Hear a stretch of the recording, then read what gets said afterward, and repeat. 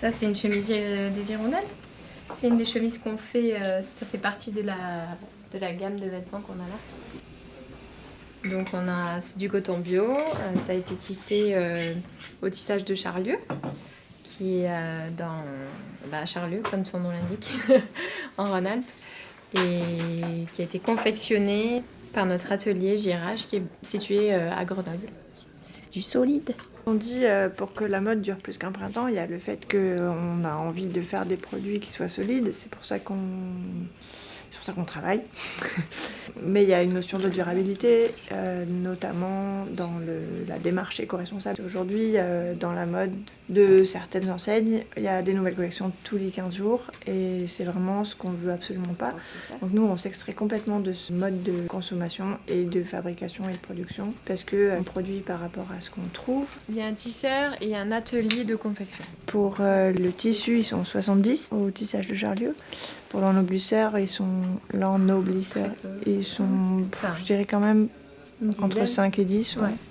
Les critères, c'est des histoires de rencontres. C'est des personnes qui partagent nos valeurs, qui ont envie de faire partie de cette aventure et qui nous ont soutenus en acceptant des conditions qui sont pas hyper alléchantes pour des entreprises industrielles classiques. Les valeurs qu'on partage, c'est la volonté de réduire les déchets, de réduire les distances et du coup l'impact carbone lié au transport. Et là, c'est ce qu'on a en stock, c'est-à-dire à peu près, on va jusqu'à 5-6 pièces par taille quand il faut. Le monde a besoin qu'on apporte des solutions parce qu'aujourd'hui, on arrive, selon moi, à la fin d'un système industriel qui a eu des belles années ces 30 dernières années et qui a un fonctionnement qui considère que les ressources sont inépuisables, ce qui n'est pas le cas. Et la croissance à l'infini, c'est pas possible. Donc aujourd'hui, il faut qu'on re-questionne le modèle et qu'on fasse différemment.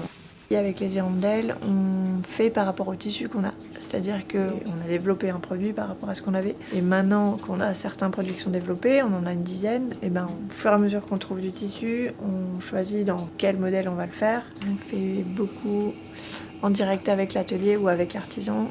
Par exemple, pour la maroquinière, on a ce produit-là qu'on a développé ensemble. Et donc elle est venue et elle m'a dit maintenant je peux le faire dans tous ces coloris-là. Et donc là, on a sélectionné quelques-uns. On a fait des tests avec le logo pour la marque pour voir comment ça prenait en fonction du cuir. Aujourd'hui, on a plusieurs canaux de distribution. Il y a les ventes éphémères où ça nous permet de rencontrer les gens et que les gens puissent essayer les produits. Et on les fait souvent dans des lieux atypiques comme des bars, des restaurants ou des concept stores. La quête de la possession, c'est devenu hyper important. Et avec les hirondelles, on est parfois poussé à dire, évidemment, si on veut exister avec cette marque, il faut qu'on vende, donc il faut qu'on dise aux gens, achetez nos vêtements parce que c'est mieux que acheter autre chose, mais parce que achetez-les tout court, parce qu'il faut qu'on vive. Et donc c'est pas évident. Et surtout quand on est dans prôner la sobriété qui te rend heureux, quoi. Donc du coup... on est dans un paradoxe ici dans la société. Mais petit à petit, les gens s'en rendent compte. On n'est pas plus heureux parce qu'on a plus de choses. Mais alors, avant d'atteindre le point où on s'en rend compte, c'est long, quoi.